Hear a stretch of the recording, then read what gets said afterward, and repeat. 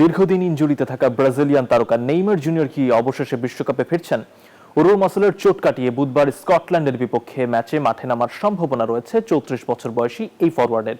ইতিমধ্যেই coach Carlo আনচেলত্তির অধীনে অনুশীলন করছেন তিনি। 2023 সালে হাঁটুতে গুরুতর চোট পাওয়ার পর থেকে প্রায় 650 দিন মাঠের বাইরে ছিলেন নেইমার। শৈশবের ক্লাব সান্তোসে ফিরে এবছর 15 ম্যাচে 6টি গোল করলেও চোট বিতর্কে তার ছন্দপতন হয়েছে বারবার। মরক্কো ও হাইতির বিপক্ষে বিশ্বকাপের প্রথম 2 ম্যাচে মাঠে নামা হয়নি তার। এই পোস্টার বয়কে ঘিরে কোটি ভক্তের অপেক্ষা আরও দীর্ঘ হয়েছে।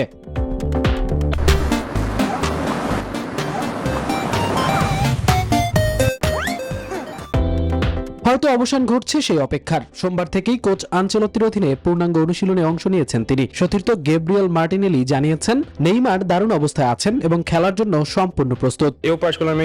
সে দুর্দান্ত খেলছে এবং আজকের অনুশীলনে ওর খাটুনি দেখতেই তা বোঝা যায়। আমাদের সাথে খেলতে সে কতটা ব্যাকুল সেটাও স্পষ্ট।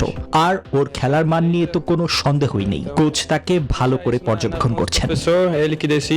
গ্রুপ সির শীর্ষে থাকা ব্রাজিলের শেষ 32-এর জায়গা নিশ্চিত করতে স্কটল্যান্ডের বিপক্ষে জয় বা ড্র দরকার। আর এই গুরুত্বপূর্ণ ম্যাচে নেইমারের জাদুকরী প্রত্যাবর্তন দেখতে মুখিয়ে আছেন বিশ্বজুড়ে কোটি ভক্ত।